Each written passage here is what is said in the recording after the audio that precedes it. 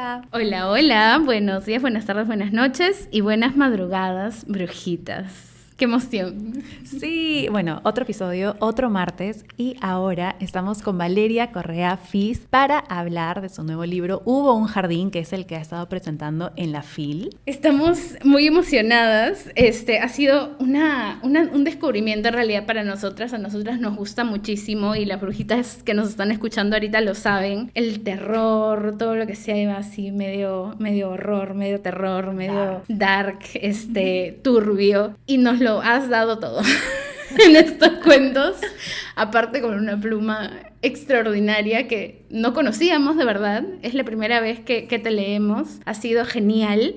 Yo, como le decía a Mari hace un rato, me he terminado tu libro en un día. Fue como un día genial para mí, de verdad.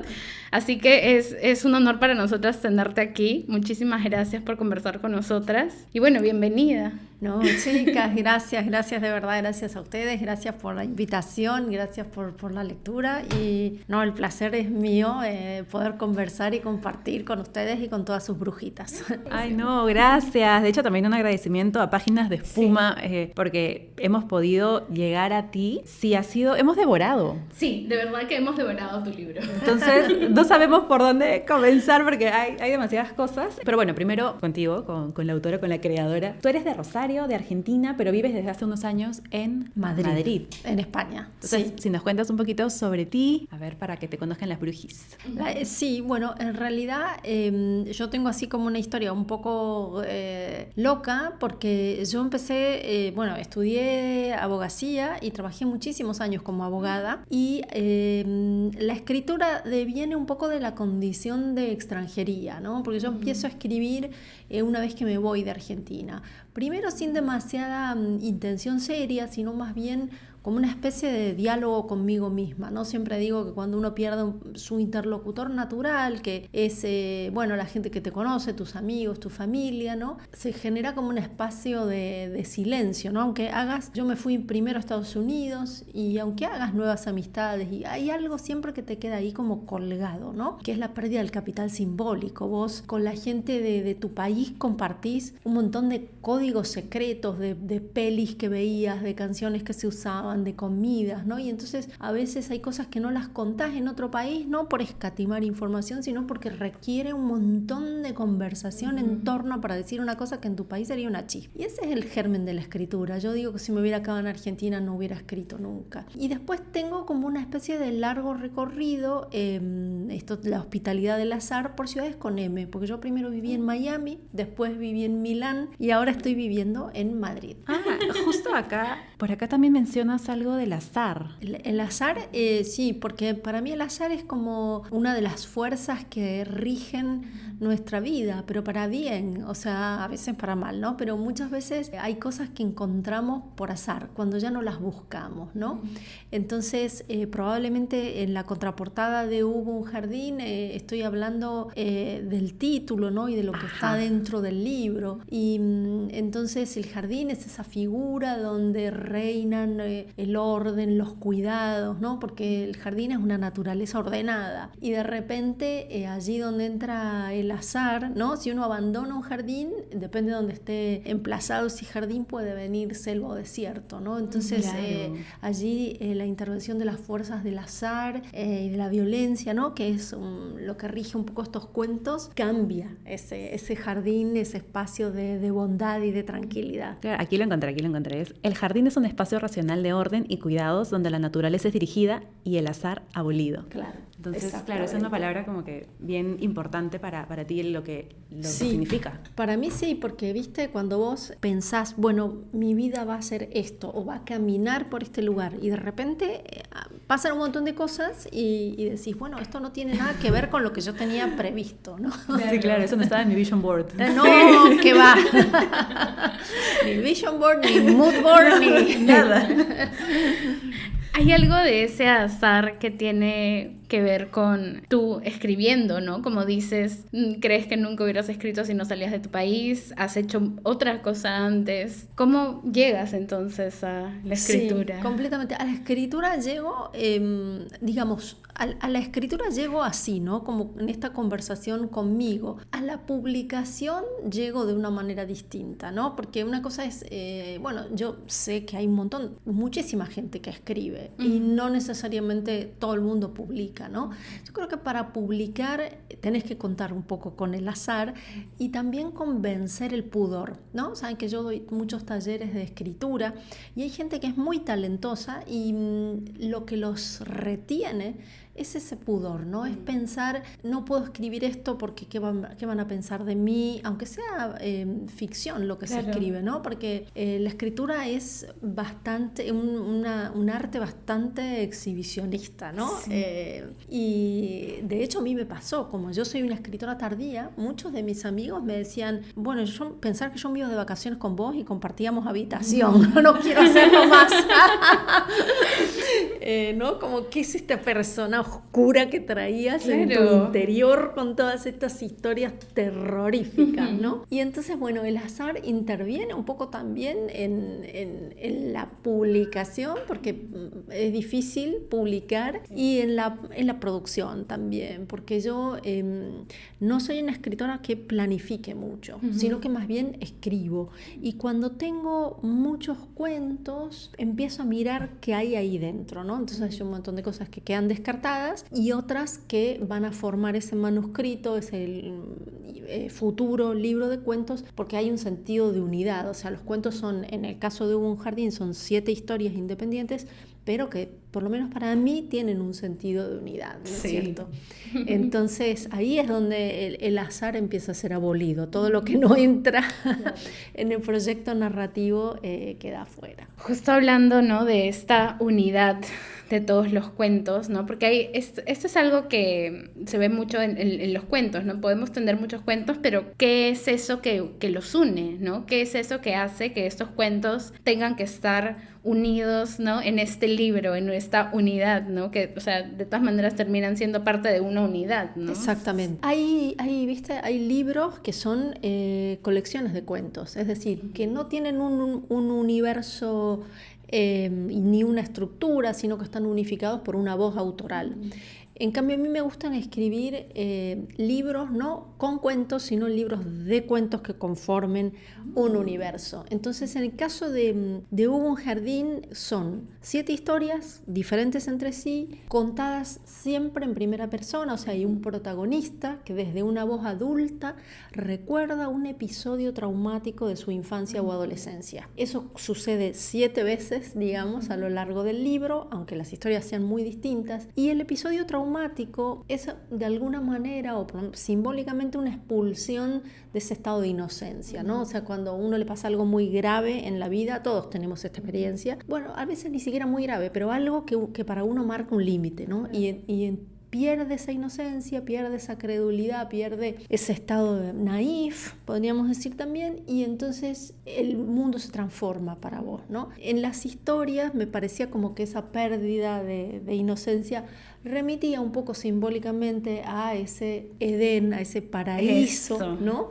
Donde vivíamos, ¿no?, en el mito judeocristiano del origen del universo, ¿no?, que están ahí Adán y Eva, los dos muy campantes y tranquilos, hasta que un error, ¿no?, son expulsados. Y a partir de esa expulsión vienen un montón de sentimientos, ¿no? Pero uno de ellos es la culpa, es el nacimiento de la culpa. Y entonces estos personajes de estos cuentos, por acción o por omisión, se sienten culpables de algo. Entonces ese es otro elemento que está uniendo las historias, ¿no? Entonces está la expulsión de este jardín simbólico y también que implica un desborde, ¿no? O sea, hay un desborde de la naturaleza de los personajes. Los personajes son víctimas de sus pasiones amorosas, de sus impulsos, de de odio, de celos, ¿no? Y bueno, todo esto se proponen en historias muy diferentes, pero que conforman una unidad a partir de estos elementos. Donde, bueno, estos personajes, o al menos los personajes principales que nos cuentan esas historias, son como víctimas de su propia humanidad, de cierta manera, ¿no? Que es lo mismo que los desborda y que hace mucha alusión a justamente esta expulsión que tú dices, ¿no? Del Edén, que es por el error y por el desborde de la humanidad. Sí, que me encanta esto que decís porque es así, ¿no? Es como un desborde del humano, porque tenemos como una idea. Mi libro anterior de cuentos se llama La condición animal y justamente juego con eso, con la idea de que nosotros pensamos que nuestra condición humana es una condición como de racionalidad y orden, superioridad, ¿no? Y exacto, y estructura, y sin embargo nosotros también somos naturaleza, ¿no? Y también, así como se desborda, así como hay tormentas de arena de las que hablábamos ahí fuera del micro, o se desborda un río, también nosotros nos desbordamos, ¿no? Entonces me gusta eso que decías, ¿no? Somos víctimas de nuestra propia humanidad. Sí, y que, claro, hace que los personajes recién son conscientes de eso cuando ya han tocado fondo muchas veces, cuando ya han llegado a ese trauma. Exacto. Sí, no sé si podemos empezar cuento por sí, cuento. Vamos a ver, hablar de algunos cuentos que nos gustaron. Sí, hemos estado conversando y más o menos son como que los mismos. Sí. Pero bueno, el primero arranca muy potente con La Celestial, que es una historia que también muestra, claro, la precariedad, el abandono y también la curiosidad adolescente en un lugar casi olvidado, ¿no? Donde sí hay una naturaleza, justo como mencionaban, desbordada, y adolescentes también desbordados, en situaciones desbordadas. Todo. Y la naturaleza desbordada literalmente, o sea, desde las descripciones que tenemos del río lleno de, ¿no? Porque están yendo a un matadero justamente en la noche en la que no hay vigilancia, ¿no? Exacto. Para robar. Exacto. ¿No? Y claro, y está en la descripción también tenemos este río, este cuerpo de agua que está por ahí cerca y está lleno de los desperdicios justamente de este matadero, de la sangre, ¿no? Está literalmente desbordado. Exactamente, ¿no? Esta especie de curso de agua, de laguna, que la gente del pueblo conoce como Mar Rojo, ¿no? Sí. Porque tiene todos estos desechos cárnicos. Y estos adolescentes ambiciosos, desprejuiciados, un poco ahí al borde del filo de la ley, ¿no?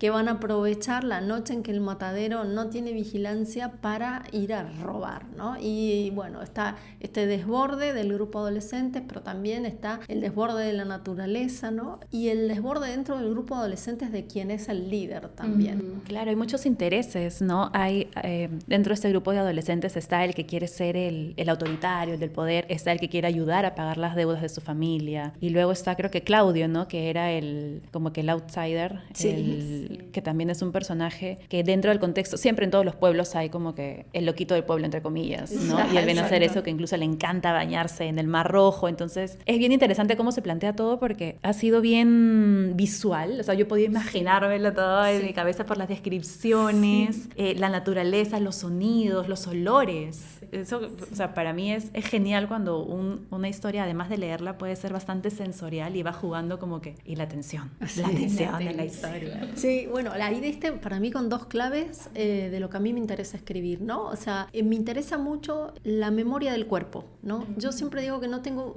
una memoria muy precisa, es decir, por ahí, viste, vuelvo dentro de unos años al Perú y a lo mejor no me acuerdo del nombre de un lugar donde comí algo rico, pero sí me voy a acordar de los sabores de ese plato. Entonces, lo mismo para lo bueno o para lo malo, ¿no? Por ahí no me acuerdo que alguien me haya hecho daño, no me acuerdo específicamente qué es lo que hizo, pero sí me acuerdo que me hizo daño, ¿no? Y ese dolor que te queda como inscripto en el cuerpo.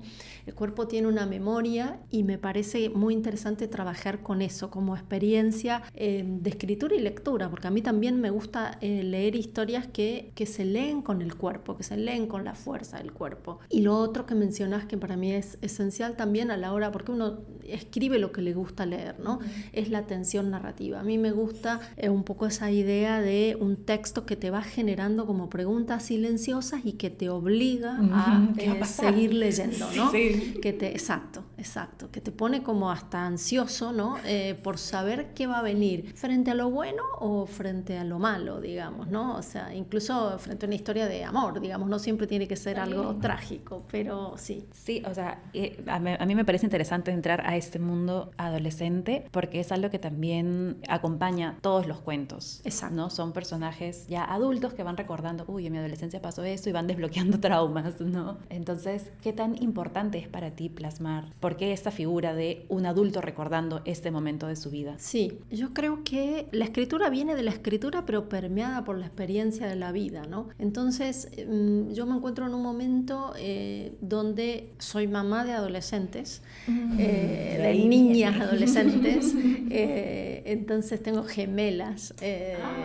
Sí, gemelas, bueno, cuando escribí el libro tenían 14, ahora ya tienen 16, ¿no? Y hay muchas cosas que vos te ves como reflejados en la conducta de ellos y ves cómo uno camina hacia cometer unos errores que los tiene que cometer porque hay que vivir esa experiencia, ¿no? Y por más que te adviertan y te digan, y está bueno porque de alguna manera ves también, te ves en esa inocencia, en ese desprejuicio, en un montón de cosas buenas y en un montón de cosas malas, y de alguna manera también te obliga a repensar, ¿no? ¿Quién sos vos?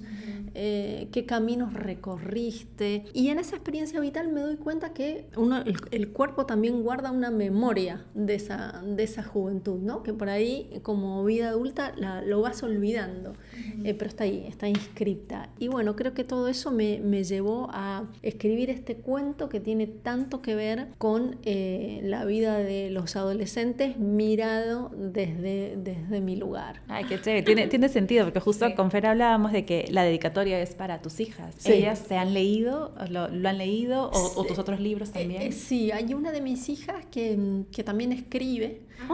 Sí, y ella es la que más me lee, ¿no? Y me imagino que un poco con estupor también, porque de alguna manera uno, no sé, representa la figura de una mamá y de repente esto hace esa escena.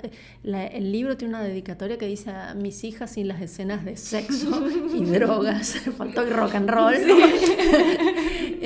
Porque bueno, o sea, viste, es como terrible dedicar un libro que es así, con tanto terror y horror y escenas chocantes, pero bueno, también, ¿no? O sea, también es como dedicarte, como te regalo la vida, con todo lo bello y con todo lo trágico que tiene, ¿no? Es difícil, creo yo, para una hija o un hijo leer a su padre, porque la escritura no se parece, creo, mucho a lo que uno es como madre.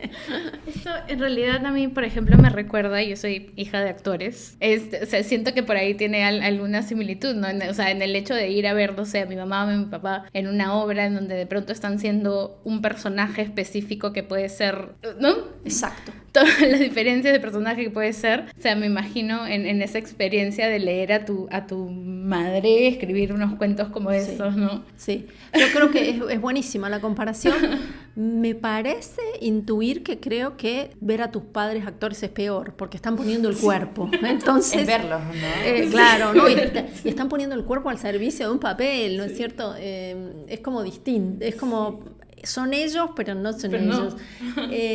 Al final la palabra, viste, es como más inmaterial, aunque claro, como bien decías, mi escritura es bastante visceral y está muy, muy atravesada por las sensaciones y los ruidos y los olores, ¿no? Y entonces, en definitiva, estás creando un mundo que no tiene que ver específicamente a lo mejor con el universo como uno se presenta, pero también yo creo que uno escribe, y es un ejercicio que doy siempre en los talleres, y si las brujis que nos escuchan escriben, se los recomiendo. Tiene que ver con, y sirve para vencer el pudor, tiene que ver con todo eso que uno no muestra, ¿no? Que yo llamo la bolsa de residuos. Es como cuando uno sale a la mañana, ¿no? Se levanta a la cama y se ducha, ¿no? Uno sale despeinado, trata de salir lo más decente posible. Entonces, Entonces se trata de escribir con todo eso que no está adesentado, ¿no? Que no está hecho para presentar a los demás. Y es una zona de pudor incómoda esa escritura, porque vos de alguna manera, todos nos presentamos de una manera, ¿no? Todos somos un poco actores de nuestro propio personaje. Y la escritura pone en evidencia, ¿no? Como esa sombra, ese lado oscuro. Y sí, contestándole las preguntas para una hija, es como, esta es mi madre, pero no es mi madre.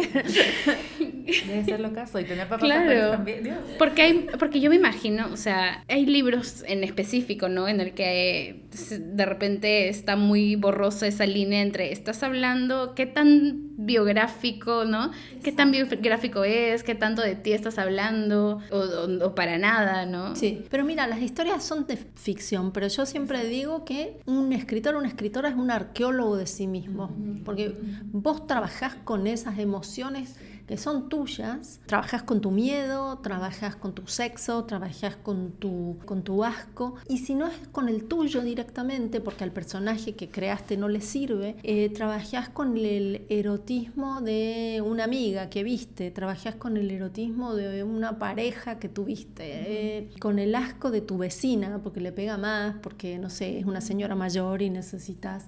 Pero en definitiva es siempre tu mirada, es tu sentir, tu mirada, tu juicio, ¿no? Que estás prestándoselo a los personajes. Entonces, siempre, aunque sea ficción, hay algo propio. Claro, hay mucho de la experiencia plasmada. Sí, y yo creo que además nosotros los lectores cuando leemos algo, si el autor o la autora no trabajó venciendo ese pudor, hay algo que lo sentimos como falso, ¿no?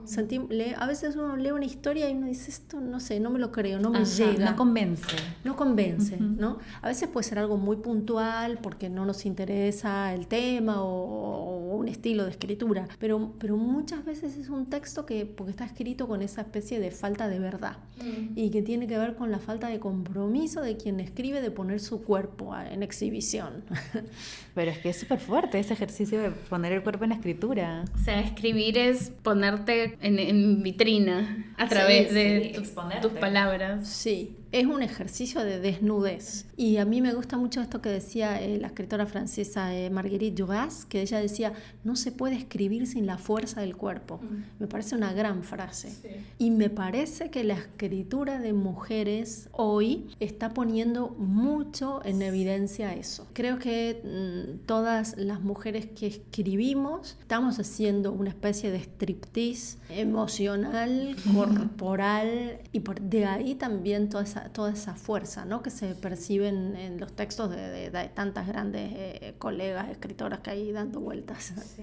En verdad me encanta cómo lo has descrito, el striptease del cuerpo, porque es eso, ¿no? Son todas al final mostrándose vulnerables ante situaciones y plasmándolo en su escritura. Mencionas que tú crees que si no hubieras salido de Argentina de repente nunca habrías escrito. ¿Por qué dices eso? Porque siento que de alguna manera, yo por lo menos, pero creo que es bastante compartido, se escribe desde un exilio, desde una falta, desde una herida, desde algo del mundo que no te cuadra. Y bueno, las pérdidas pueden ser muchas, ¿no? Y en mi caso tiene que ver con ese ejercicio de adecuación que implica la extranjería. La extranjería, por más de que yo, mi mamá era española, mi mamá es, entonces para mí España no es país tan extraño en un sentido, ¿no? Pero sin embargo uno siempre, la condición de extranjería es una cosa que no se te va nunca de la vida, una marca, ¿no? De diferencia, incluso puede ser de diferencia de la cual uno se apropia y hace algo bueno, ¿no? O sea, como yo digo, uno puede ser el papagayo de la corte y estar contento, pero creo que la escritura viene de ahí, de esa herida, de esa apertura, de ese no encontrarse del todo a gusto. Si uno está satisfecho con la vida, no escribe. Para mí la literatura es la muestra de que la vida no alcanza. Y es genial porque entonces yo entiendo que esto lo escribiste en Madrid, pero en el libro mencionas muchas ciudades argentinas, y todas, ¿no? Como que La Falda en Córdoba, también, ¿no? Sí, la Valcárcel también, que es una ciudad que yo no conozco Argentina, pero sé que mi mamá hace unos años fue justo a ese pueblito para un museo de un corredor de autos. Sí, de fans. Fangio. De Fangio. Dijo mi mamá, quiero ir ahí. Para eso fue random, mi mamá se fue y yo cuando lo vi dije, ¡oh, mamá, mira, me alcanza! Entonces fue como que, ay, mira, pero no leas el cuento, no leas lo que estoy leyendo, solamente No quería mires, enseñarte mamá, esto. no mires. Pero entonces hay mucha como que territorialidad argentina, entonces eso es lo que mencionas, me imagino, Sí. desde el exilio, desde el extrañar. Y también porque pasó que este libro yo lo escribí en pandemia. Y entonces yo vuelvo siempre a Argentina, todos los años. Y me pasó que lo que nos pasó a todos, en pandemia nos quedamos encerrados. Entonces el libro se fue gestando como solo, como si la falta del territorio, del espacio físico real, hubiera emergido en el papel. Entonces, dentro de todos esos cuentos que yo tenía, me empecé a encontrar que tenía un montón de cuentos argentinos. Entonces dije, bueno, acá hay un libro, de repente se formó solo un libro argentino, fuera los cuentos que no son argentinos, pero no es que me propuse escribir un libro argentino en absoluto. Salió así, por esto que yo digo que uno escribe. La literatura, digo, parece una verdad de perogrullo, pero la literatura viene de la literatura, no se puede escribir sin leer, pero permeado por la vida, ¿no? Permeado por la vida absolutamente. Entonces, ese sentimiento de nostalgia y privación terminó generando estos cuentos más argentinos que nunca. O sea, sí, de hecho yo iba leyendo e iba anotando a qué lugares quería ir, por ejemplo, luego está el cuento del Hotel El Edén, que Sí. es un lugar que sí existe. El Hotel Edén existe. Y es como que quiero tiene ir. historia. ¿Y Sí, qué ¿no? historia? Si puedes contarnos un poquito. Sí, bueno, el Hotel Edén está en Córdoba, en provincia de Córdoba, en un lugar que se llama La Falda, y es un hotel que construyó una mujer alemana que luego fue comprado por los hermanos Eichhorn. Los hermanos Eichhorn eran amigos personales de Hitler y pusieron incluso dinero para el Partido Nacional Socialista. El hotel se concibió primero, viste, como un hotel de esos como el de La Montaña Mágica de Thomas Mann, un hotel para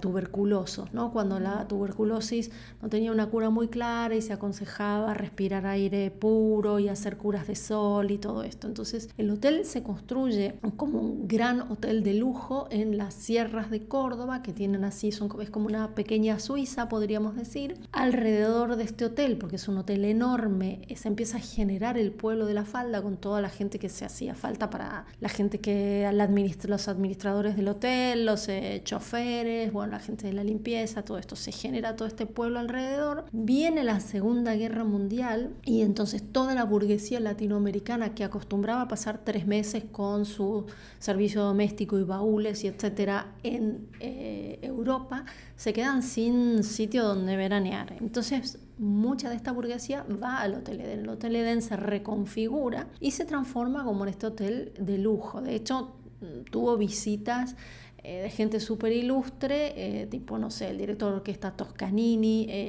Einstein lo visitó, el poeta Rubén Darío, el poeta nicaragüense Rubén Darío. Bueno, hay muchísimas, y personalidades argentinas, políticos, etcétera, lo más, ¿no? Entre sus visitantes ilustres. El hotel pasa por un montón de vicisitudes y queda abandonado en la sierra, con la población cercana, pero en la sierra, en un paraje abandonado, y con un montón de historias, leyendas urbanas o no, sobre apariciones. Tiene, claro, todo este oscuro pasado nazi de sus propietarios, que dicen que se llegó a instalar, el hotel tiene como un anfiteatro al aire libre, que se le llegó a instalar una antena donde se transmitían los discursos de Hitler. Imagínense ustedes, ¿no?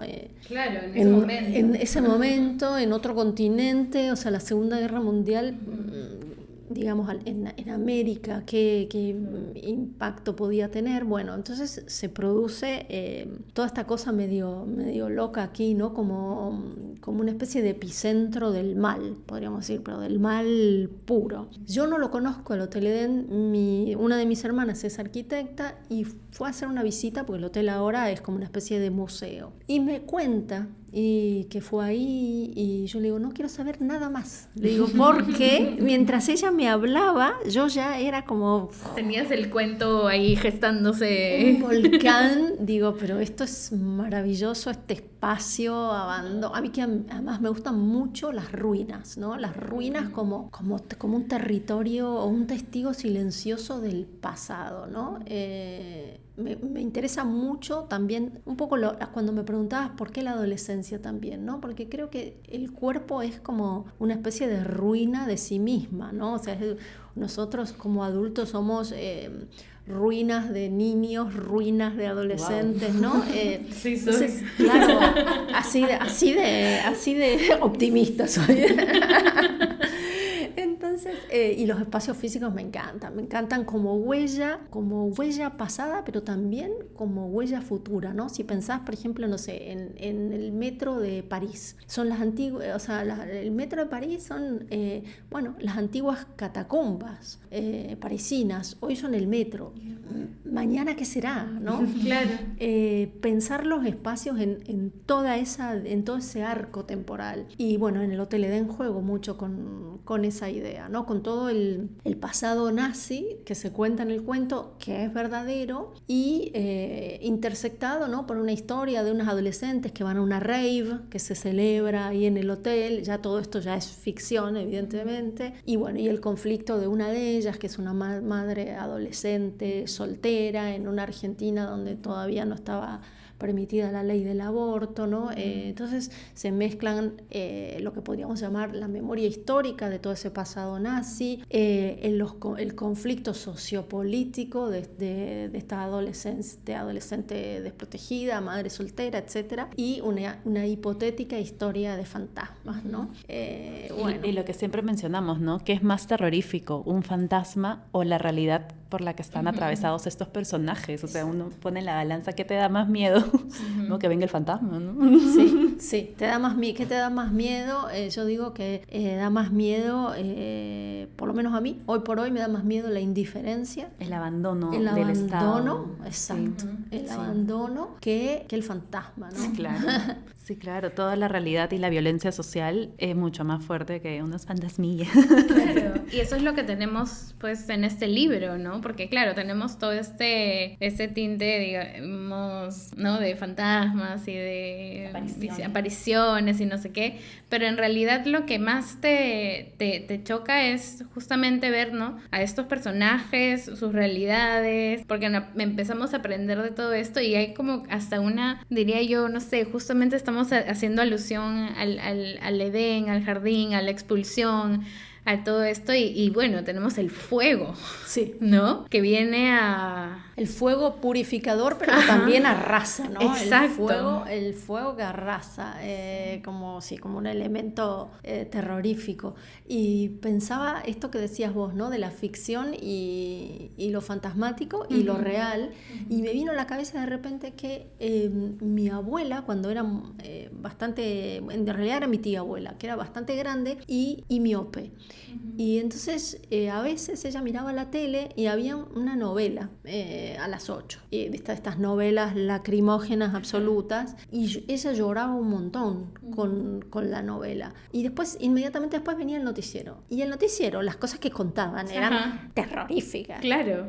Miraba, yo era muy chica, no sé, tendría 8 o 9 años, y yo la miraba y pensaba para mí, pero llora con este personaje de novela, con esta actriz, no sé qué, y ahora están pasando todos, no sé, estos chicos abandonados de la villa, con hambre, bueno, todo lo que sabemos nosotros de nuestras realidades latinoamericanas, y no se le caía una lágrima, ¿no? Entonces, de alguna manera, creo que desde muy chica aprendí el poder de la ficción. La ficción es capaz de repente, despertar unas conciencias, despertar una empatía, acercarte a través de una mentira hacia la verdad, ¿no? Entonces, iluminar la ficción como una especie de pasaje que permite hacer visible eso que de alguna manera nuestra indiferencia nos tenía mirando por otro lado. Es muy normal, valga la redundancia, normalizar los noticieros cuando, ya yo sé, en las mañanas si prendo el noticiero, sé lo que voy a ver, asesinato, muerte, choque, entonces es como que mi cerebro está, bueno, esto lo veo desde que tengo 7 años, o sea,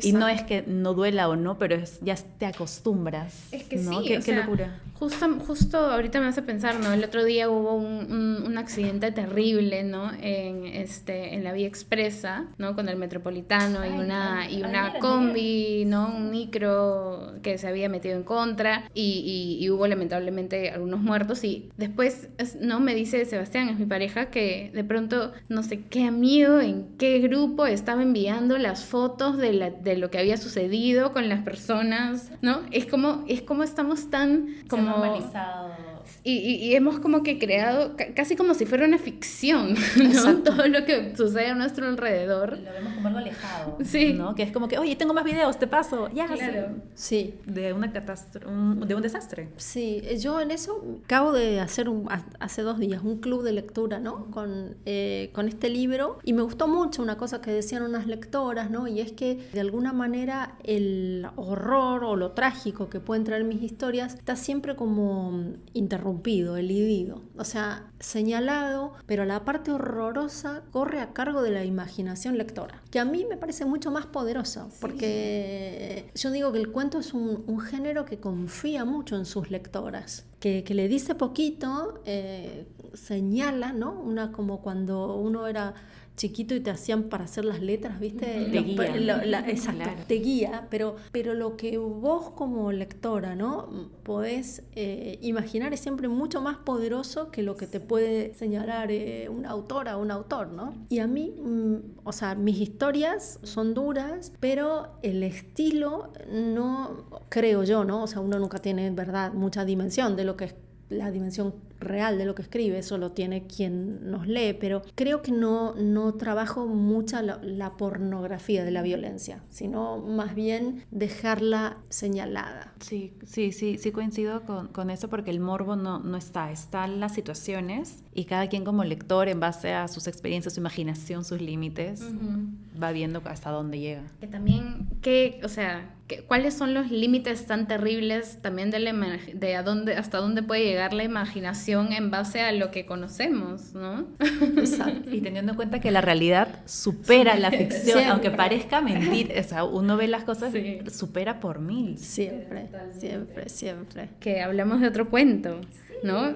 Hemos hablado de La Celestial, hemos saltado un poco, ¿no? El Hotel Edén. También están las comisiones, ¿no? Por ejemplo, claro, acá tenemos una corredora que justamente nos cuenta desde un principio que ella, su familia, su hijo, su madre, justamente viven de estas comisiones, ¿no? Sí, de los departamentos que ella alquile, que venda, etcétera, ¿no? Pero tenemos esto de frente, desde un principio. Y luego hay como otra historia que atraviesa, ¿no? que atraviesa, pero que sin embargo no quita el foco de todo esto, de lo que es principal, que justamente da título a este cuento, que la historia es sobre ella. Es sobre ella y sobre el trabajo, que más allá del trabajo que hagamos cada una de nosotras, los tiempos que corren, nosotros hacemos un trabajo que sí, es para vivir, pero además que consume nuestra vida. ¿A qué nivel? Ese es el terror. Ese es el terror, ¿no? Exacto. O sea, y todos como vamos de tiempo, que todos llegamos a los lugares y siempre o tarde o agotadas o corriendo, ¿no? Entonces el trabajo como monstruo cotidiano, ¿no? Que nos persigue. Entonces está esta historia de esta mujer que tiene que trabajar porque vive de las comisiones y tiene que con ellas alimentar a su hijo y alimentar a su madre. Y este cuento sí que se nutre mucho de mi experiencia, porque como yo viví en tantos lugares distintos, buscar, yo no sé cómo está aquí la cosa en Lima, pero cada vez es más difícil encontrar lugares para alquilar que sean buenos, bonitos, baratos, ¿no? O por lo menos que estén a la altura de las expectativas de tu presupuesto y de lo que te gusta. Y en todos los países me ha pasado de las situaciones más grotescas con el alquiler. Entonces, algunas de las cosas que se cuentan ahí es verdad, que uno entraba a casas y, no sé, a la persona que se había muerto todavía había olor al perfume que usaba, ¿no? O sea, esas marcas de otra vez, ¿no? La idea de las ruinas, los restos, lo que queda. Estoy dando cuenta yo misma cuán obsesiva es ese pensamiento ahora hablando con ustedes, chicas. Entonces, nada, me gustaba también poner en evidencia que las casas tienen una historia, ¿no? Obviamente, cuando uno va el grueso de las veces a uno lo llevan a visitar lugares que están ya desentados, ¿no? Y no tienen todas esas marcas de los propietarios o de los inquilinos anteriores, pero muchas veces están ahí, ¿no? Y después están todas estas historias latentes de quienes vivieron allí y qué cosas quedan, ¿no? De su amor, de su dolor, de su tragedia. Entonces, bueno, me gustaba me gustaba hablar de esto, y como es un cuento argentino, también puse este edificio donde pasa toda la historia enfrente del cementerio La Recoleta, porque eso es algo bastante raro, como que no en todas las ciudades uno tiene un cementerio monumental en el centro, ¿no? Y lo curioso de Buenos Aires es que hay edificios desde los cuales vos podés ver el cementerio y ver el cementerio de La Recoleta, su cementerio para gente de mucho dinero, y claro, con todas estas estatuas y todas estas cosas maravillosas que casi es un museo al aire libre, ¿no? Entonces enfrentar a esa especie de muerte, belleza, jardín que es el cementerio, con la historia trágica de la corredora inmobiliaria y de uno de los propietarios del edificio. No, y acá tenemos un tren que una estación desemboca en el cementerio Presbítero Maestro, que viene a ser como que el equivalente del Recoleta acá en buenísimo. Lima. Bueno, es súper creepy. Lo curioso Claro. del tren es que, o sea, bajas de la estación y la estación es en el cementerio. Sí. Es maravilloso. Eso es La una tengo locura. que ir a ver. ¿Cuál es? ¿Cómo se El llama? cementerio Presbítero Presbítero Maestro. Maestro. Sí, de hecho es súper bonito. Sí, el presbítero de hecho está en no sé si conoces el libro este de Mariana Enríquez, que es Caminando, Sí, caminando sobre tu tumba, sí. el presbítero sale. Bien, sí, bien, es un ángel que sale. Ok. Y sí, Lima también es un distrito. Claro, ya no son cementerios tan grandes, pero hay muchos cementerios Sí. en plena ciudad. Acá también en Surquillo hay una canchita de fútbol, una avenida, un centro comercial, un cementerio. cementerio. O sea, es como... Sí, pues en Surco también. justo Sí, por el de donde- Surco Viejo. Ujú. Cada distrito Sí. tiene su cementerio, y algunos son más grandes, más chiquitos, pero están así de la nada, ¿no? Una tiendita, un cementerio. Claro. Sí, casas. Y es curioso, ¿no? Porque nosotros, así digo, nosotros hoy vivimos como muy alejados de la muerte, ¿no? Pero nuestros pueblos originarios tenían una tradición de mucha más cercanía, ¿no? De mucho más pasaje también entre la vida y la muerte, ¿no? Y nosotros es como que ahí no hay indiferencia, ahí es Claro. directamente mirar por otro lado, porque no queremos ver la muerte. Entonces me interesaba también hablar de ese espacio del cementerio en la vida. La muerte en la vida, Eso. ¿no? Que hay mucho temor hacia eso. Y eso que tenemos una muerte en el, ¿no? en el cuento, y como hay tantas otras cosas que opacan, digamos, esa muerte. Y no es muy largo ese, ¿no? No. Sí es... Cortito. Es comparado con cortito nosotros, y sí. además tiene una forma que para tus padres, porque está escrito como está Un escrito guión. solo como un diálogo, entonces es como una especie de pequeña pieza teatral o guión de corto. No tiene narrador el cuento, es simplemente la conversación entre la corredora inmobiliaria y su psicóloga, ¿no? Y entonces con eso va contando todo el trauma que significa trabajar, todas estas casas y la historia de la muerte que la persigue. Y me gustaba porque es un cuento más en la lectura, ¿no? Más veloz, y que de alguna manera la forma traducía el fondo, ¿no? Uno leyéndolo va casi a la velocidad de la mujer que Se va con su siente, motito se de un lado siente. al otro tratando de mostrar los departamentos. Me gusta también, no es siempre, no sé si lo consigo, pero me gusta que de alguna manera la forma refleje el fondo o el tema del que estoy hablando, ¿no? Entonces, si bien procuro conservar la atención, ¿no? Como hablábamos antes, hay cuentos que yo creo que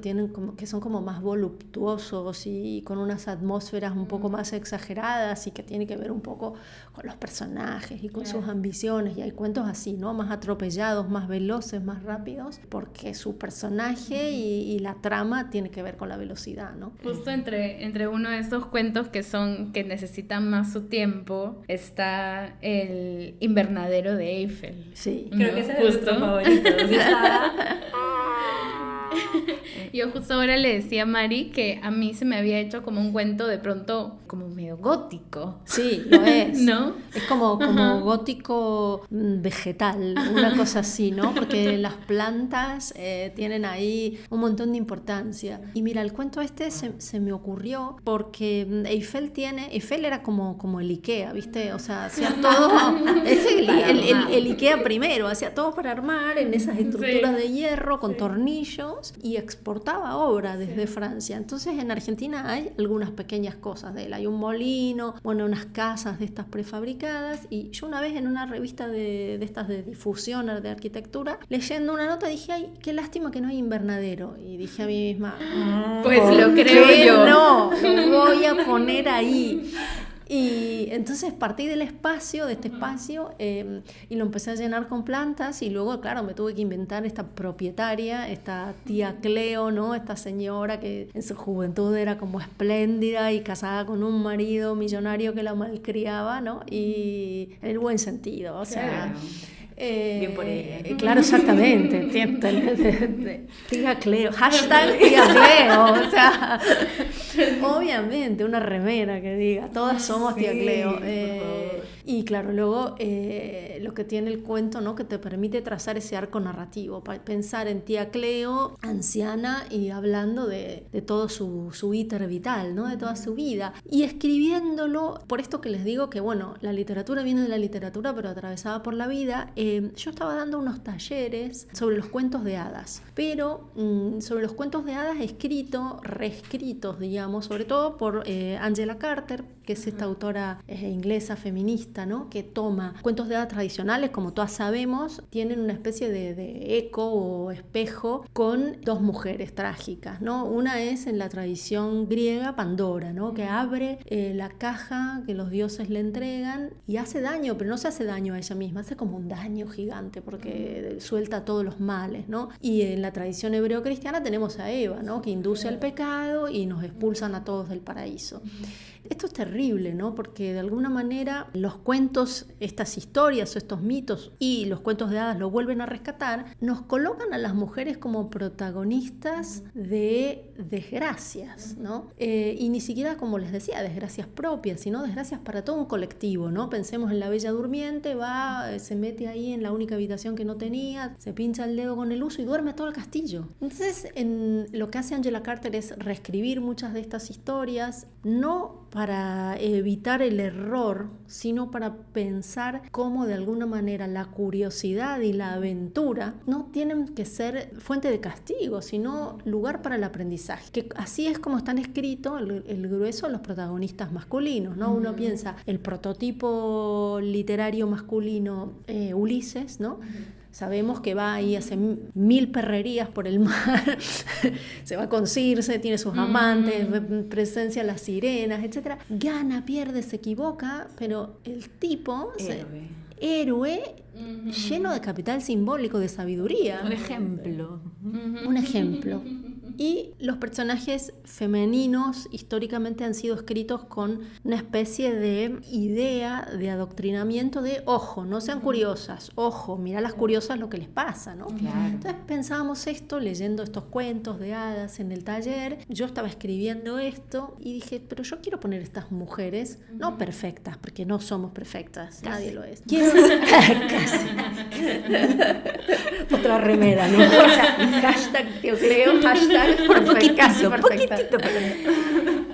Escribir esta historia de mujeres que se equivocan, pero que son heroínas a su modo, ¿no? Y aprenden de sus errores. Y también quería escribir algo que hay poco, que son genealogías de mujeres, ¿no? Entonces teníamos a esta tía abuela, a su hija y a la sobrina nieta que va a veranear obligada a esa casa, ¿no? Entonces quería contar también, porque hay algo muy interesante también que tiene que ver con el gran bache que tiene la transmisión de la sabiduría femenina cuando llega el momento de la Inquisición y la casa de las brujas, ¿no? Porque fíjense que a las brujas siempre se las representa con una olla, ¿no? Con un caldero.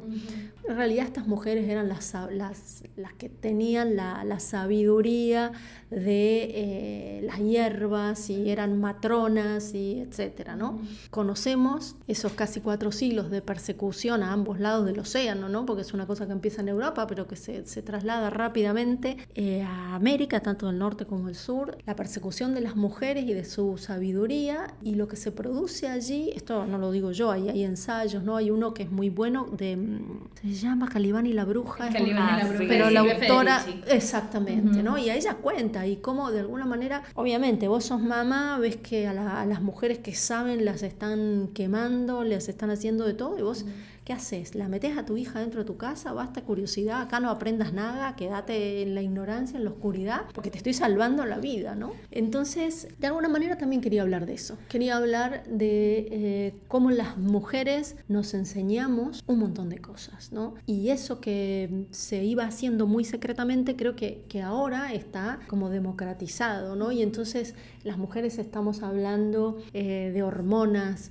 de menopausia, de embarazos queridos y no queridos, de un montón de cosas que era como silenciado, ¿no? No se hablaba de esto. Por supuesto, esto es como una idea filosófica que está detrás del cuento. El cuento al final habla de una peripecia amorosa, de una madre que está enferma, de una tía un poco senil, pero para mí maravillosa, sí.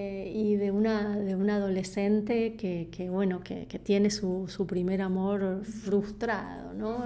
Pero bueno, quería contar este arco narrativo de mujeres que se cuentan cosas y que se equivocan y que son heroínas. Que aprenden, sobre todo, de sus experiencias y de las experiencias por ahí de las demás. Ese fue uno de mis cuentos favoritos por las plantas. También yo trabajo con plantas, sí. Y era como que cuando vi el nombre científico de las orquídeas, cuando vi de las ortigas, la veladonda, estaba... Sí. ¡Este es mi cuento! Sí, una belleza. Sí. Y un poco también, ¿no? De esa cosa mística de ciertas plantas, ¿no? Sí. De sus poderes reales y no tan reales, ¿no? Que es muy divertido. De lo real, sí. Y lo místico y jugar con eso, ¿no? Sí, a mí me gustó un montón. Y además que todo el mundo de las plantas, las hierbas, las fragancias, es como todo muy voluptuoso y a un paso del veneno está siempre, ¿no? O sea... Claro, o sea, de hecho, muchas plantas medicinales, si las tomas en exceso, pueden no matarte, pero sí intoxicarte, sí. y dañarte. Entonces, sí. Es una línea como que de pociones y fórmulas, sí. Como que 2 hierbitas, 2 florcitas, una vez al día, no más de 3 meses. O sea, todo es así bien, no exacto, pero... Salud. Pero tampoco es bueno como te damos una hierbita, pero no abuses. Menos la manzanilla, todo en exceso. La manzanilla sí pueden ser miles. Pero sí, fue un cuento muy bonito, bien sensorial. O sea, yo podía sentir ahí el invernadero, ¿no? Uh-huh. Hermoso, hermoso. Creo que ha sido de mis favoritos. Ese y Hotel Edén, empate. Sí. Y La Celestial, no. La Celestial. Bueno, a mí también, en realidad la manera en la que comenzaste y terminaste, o sea, esos 2 cuentos, para mí justamente también hablábamos del orden de los cuentos, de que están muy bien como balanceado, ¿no? O sea, hay veces que pasa, ¿no? De pronto hay muchos cuentos largos y de pronto chiquitos, o comenta con los chiquitos, ¿no? Como que en ese sentido también está muy balanceado y claro, no solo con el largo del cuento, sino también la intensidad, ¿no? Entonces, de las historias, ¿no? Y va jugando un poco con eso y comienza y termina de maneras muy contundentes, me parece a mí, potentes, sí. Bueno, gracias. No, sí, a mí me gusta un poco, yo digo, después viste los lectores, los libros de cuentos, los poemarios, uh-huh. La gente por ahí lo abre así, ¿no? Yo también, como lectora, por ahí hablo así y digo, bueno, tengo media horita, me voy a leer este cuento, ¿no? Pero sí que hay un pensamiento atrás de cómo se estructura y mi idea tiene que ver con eso que decís vos, ¿no? Un cuento muy intenso, a lo mejor muy rápido, muy tensionado, ponerle otro que sea un poco que descanse, ¿no? Que el cuerpo te descanse y en general a mí me gusta mucho abrir los libros con una historia potente y cerrarlos también de esa manera, ¿no? Como, bueno, quedó este universo en suspensión, allí está. Y el cierre del libro es el cuento más rosarino de todos, también tiene un hecho real, que es que los perros se suicidan hay un parque, lo voy a contar aquí para las brujis, como dicen ustedes, hay un parque que es el Parque de España, que existe en Rosario, es un parque que se construyó ganándole unos terrenos al río. En Rosario tiene el río Paraná, que es un río afluente del Amazonas, un río muy caudaloso, un río muy peculiar, porque Rosario es la segunda ciudad de Argentina, o sea, es una ciudad urbana, grande, etcétera, y que por ahí en ese río de repente bajan pirañas, ¿no? Viene una oleada así, no sé cómo bien qué pasará, ¿no? Con las corrientes. Vienen camalotes con algunos animales de la selva. Entonces un río que le agrega turbulencia a la ciudad. Y cuando se construyó el Parque España, se ganó terreno al río, hay una barranca hermosa que se ve mucho mejor el río, y abajo, como esto se hizo parte con fondos de la ciudad de Rosario y parte con fondos de España, hay un centro cultural que se llama Centro España, un colegio español, etc. Y no se sabe por qué los perros, había un punto que se suicidaban, se tiraban de la barranca. Sí. Impactada. No, sí, y hay todo, yo leyendo esto, hay fenómenos en el mundo que se habla como entre comillas de suicidio animal, pero fenómenos de animales que hacen esto, ¿no? Pájaros que se tiran. Los pájaros sí sabía, cuando están con dolor, entre ellos mismos o se picotean o se lanzan, pero de perros nunca había escuchado. Bueno, y entonces leyendo encontré también este puente en Escocia de que los perros también se tiran, ¿no? Entonces las hipótesis de los veterinarios y no sé qué, en el caso de Rosario dice que pueden ser ruidos que nosotros no escuchamos porque es un puerto, Rosario es un puerto cerealero donde entran barcos de gran calado, esas cosas de radares, de maquinaria portuaria que por ahí los vuelve locos y hace que se tiren no sabiendo muy bien lo que están haciendo. Se habla también de olores específicos que los pueden... La realidad es que nunca se supo qué es lo que pasa y obviamente también hay teorías conspiranoicas. Sí. Fuerzas, el vórtex de la Tierra, no sé qué. Lo cierto es que, después de muchos casos de perros que se suicidaban, una asociación de animales presentó un proyecto para que esa zona se cierre. Y si vos vas hoy, todavía están todos los carteles de la municipalidad, no deje libre su mascota, zona de riesgo. Entonces, en ese espacio, ¿no? Yo puse ahí en ese espacio tan trágico y tan duro, una historia de amor, ¿no? ¡Qué fuerte! Sí. No sabía eso para nada. A mí lo que me hizo pensar fue, no sé si has leído este libro de Ana Paula Maya, de Ganados y de Hombres. Ay, no, los tengo en casa, me lo voy a buscar. Tienes que leerlo porque encima, claro, a mí justamente... no te voy a decir nada. No, pero ya vuelvo lo voy a leer. ¿Viste esos libros que uno se compra y dice, ya lo voy a leer y te quedan ahí, no sé por qué? Por favor, léelo y luego vas a ver. Porque se parece tanto justamente a tu primer cuento y al último. No. O sea, no es que se parece como en la mano, digamos en lo que estás contando. Sí, por favor, léelo. Justamente sí, claro. es el libro que vamos a leer este mes, agosto, en el club de lectura que tenemos con el Aquelarre. Bueno. Pero bueno, sí. ¡Qué increíble! Sí, me has dejado pero sin palabras, de verdad. No quería dejar de mencionar el cuento Un amor imaginario. Porque, o sea, justamente esto que decía justo cuando... Sí, es un cuento que habla de muchas cosas, pero yo me quedé impactada porque para mí fue un libro bien visual. Nunca me había imaginado tantos traseros. Entonces fue como que... Me dice, ¿cómo se llamaba ese cuento? El cuento, acá le decimos poto. El poto. ¿El cuento de los potos? Y yo... ¿De los potos? ¿Cuál es el de los potos? De las inyecciones. Pero que había muchas descripciones, entonces fue como un respiro luego de terminar el Hotel Edén, me parece. Entonces fue como que... es un respiro, es uno de esos respiros. Y que igual, pero bueno, conforme vas avanzando con la historia, ya no es tan respiro, ¿no? Es como que, ¿pero qué está pasando? ¿Qué oculta Tomás? ¿No? Porque es sobre una chica que está reemplazando a su amiga que pone inyectables a personas mayores y bueno, va descubriendo sus historias y tienen cosas muy curiosas, que es algo que pasa, que a veces creo que también es otro terror, ¿no? El envejecer, el ser mayor y que alguien los ve como, a las personas mayores, ¿no? Como personas, bueno, ya está, como un objeto más. Exacto. Y en verdad tienen una historia que contar, también han sido jóvenes, han tenido cosas interesantes, que han hecho cosas locas, sus casas, uno de repente como joven, me ha pasado con mis abuelos, con mis tíos, que los veo como que pucha, cómo acumulan cosas. Sí. Pero son momentos que han vivido y yo ahora también, la verdadera que acumulo cosas porque son recuerdos de cosas que he vivido, entonces... Y claro, y no solo eso, sino que también siguen viviendo. Exacto. ¿no? Exacto. Entonces es como vemos a los mayores, ya más allá de la historia que se va formando, pero otro terror latente que se entiende en este cuento es el miedo a envejecer, que es un tema que justo hablábamos con Fer, que a mí sí tuviese miedo.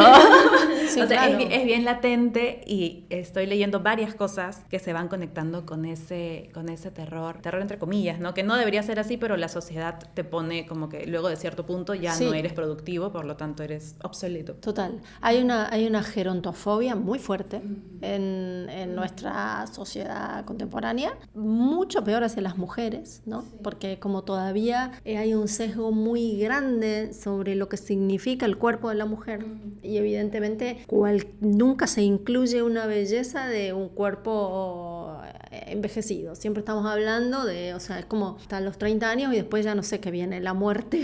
Sí, y eso sin tener en cuenta el reloj biológico, Bueno. ¿no? Que los hombres hasta los 70, 80 pueden seguir reproduciéndose Sí. y las mujeres sí tienen un límite, quieran o no quieran ejercer la maternidad, pero el límite está. Sí, hay una gerontofobia muy fuerte, una gerontofobia peor hacia las mujeres.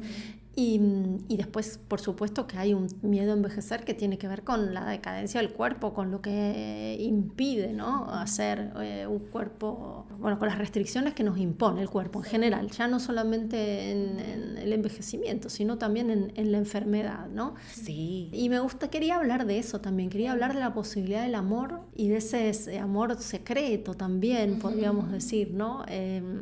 A pesar de. Y también creo que el cuento plantea una cuestión, porque por lo menos para mí es una cuestión irresuelta, y es que una pregunta que tiene que ver con ¿se puede hacer el bien a cualquier precio? No quiero decir mucho por si las oyentes quieren leer el cuento, pero se plantea, creo, esa cuestión moral, ¿no? O sea, se puede, por hacer el bien, ¿se puede hacer cualquier cosa? ¿Se puede mentir? ¿Cuál es el límite? Se puede... No, ¿y qué tan lejos llevas la mentira? ¿No? Exactamente. O sea, imagínate. Y sea, ¿hasta dónde estamos dispuestos para ser felices a otros también, ¿no? ¿Hasta dónde podemos hacer para ser felices? ¿Y realmente queremos hacer feliz al otro o queremos sentirnos bien de creer que estamos haciendo sentir bien al eso otro? me parece maravilloso. ¿No? O sea, que también me pareció bien como que, sí, bien real. Y algo que mencionaba sobre enamorarse en la tercera edad, no estoy segura, creo que sí, que es Isabel Allende, que se divorció a los 70 y tantos. Sí, se divorció, Ella se divorció de grande. y se volvió no a sé, casar. Totalmente. Y, o sea, fue como que hermoso. Y yo en mi mente dije, ¿pero por qué se divorció a los 70? Y luego yo misma respondiéndome, puedes. ¿por qué no? Y ella misma en una entrevista, ¿no? Porque no era feliz. Claro, y me volví a exacto. enamorar. Y se enamoró de alguien que era como que su fan y le escribió un correo y se conocieron. O sea, me pareció Sí. una historia de amor hermosa en la tercera edad. Y es como que no son historias que se suelen hablar mucho, que se suelen contar mucho. Yo tenía una abuelita que era viuda desde los 40, creo. Y un señor mayor, ya cuando mi abuela tenía 70, fue a la casa, porque mi abuela vivía con nosotras, le tocó la puerta a mi mamá. Quiero salir con su madre. ¡Ay, bueno, No, qué pero, hermoso! pero mi abuela era de otra época y era como que no, yo soy mujer de un solo hombre. Entonces me da un montón de pena porque en ese momento nos reímos, Claro. pero ahora es como que lo que se perdió por esa Claro. forma de pensar, ¿no? Yo Claro. me casé con un hombre y moriré casada. Y es como que, No. pero sí, y mientras hay otras mujeres que ya más modernas o con esta forma de ver la vida, que es como que, bueno, no era feliz, me divorcié a los 70, Claro, me volví a ya. casar y si tengo que divorciarme a los 80, me divorciaré. Claro. Claro, ya está. Y eso es. No, pero bueno, pensar también, el libro tiene un montón de cosas trágicas, es verdad, pero también tiene pequeños momentos de ternura, ¿no? Sí, claro. Y de amor y de solidaridad entre los personajes. Y tiene que ver, creo yo, con mi manera de ver la vida, ¿no? Que no hay taxonomías radicales, esto es todo lindo, esto es todo feo, esto es todo bueno, esto es todo malo, sino la posibilidad de encontrar en momentos malos destellos de belleza o a la inversa, ¿no? En momentos muy bellos, cosas que no funcionan. Y bueno, saber apreciar y poder vivir a pesar de, ¿no? No buscando siempre el estado de perfección, ¿no? O señalando. No, y que al final eso es un jardín. Yo trabajo como paisajista, trabajo con plantas y es como que por más que dejes el jardín abandonado y se ponga terrible, todo frondoso o se seque, siempre puedes volverlo a hacer. Exacto. Entonces esa es la magia de De los Sí. jardines. De los jardines, Sí. exacto. Y de todos los cuentos. Qué hermoso. Qué hermoso. Ay, hermoso. Muchísimas gracias, Valeria, por tener esta conversación con nosotras. Ha sido genial, como te decía al comienzo, descubrirte, descubrir este libro, descubrir estos cuentos. Estamos seguras que se los recomendamos, ¿no?, a las personas que nos están escuchando, y conociéndolas también, conociendo lo que leemos, lo que les gusta, porque les gusta lo que nos gusta a nosotras también, porque por ahí nos escuchan. Definitivamente es un libro que creemos que les va a gustar bastante. Sí, lectura obligada, ha sido hermoso, y además de los cuentos y todo, la portada, la No, belleza ya, de la todo lo portada, demás. o sea, es el combo Increíble. completo. Sí, muchas gracias, chicas, un placer. Sí, la portada es de Sara Morante, la quiero mencionar porque, bueno, porque Sara leyó el libro, hizo esta ilustración maravillosa, que es ahí una naturaleza desbordada, unos cielos de tormenta, y yo le decía, mira, los libros tienen mucho que ver, los cuentos tienen mucho que ver con la mirada, ¿no? Y entonces Sara, en lugar de corola a las flores, le puso ojos, entonces tiene esa especie de cosa ligeramente siniestro, fantástica. Sí, claro, hermoso. Sin dejar de ser una portada, bueno, ella es una gran artista, sin dejar de ser un dibujo precioso. Así Realmente, que, sí. nada, chicas, de verdad, muchísimas gracias por la lectura, porque, bueno, porque es una lectura, la charla ha sido muy amena, pero la lectura es muy profunda, se ve ahí el trabajo y la visión de ustedes, así que muy contenta de haber estado acá. Un gusto tenerte acá, esperamos que no sea la última vez que hablemos, y nada. Con esto llegamos al final de este episodio, y con nosotras será. Hasta el próximo martes. Nos vemos en el bosque o en el Besitos. jardín. En el jardín, me encanta. Besitos de brujita. Chao, chao.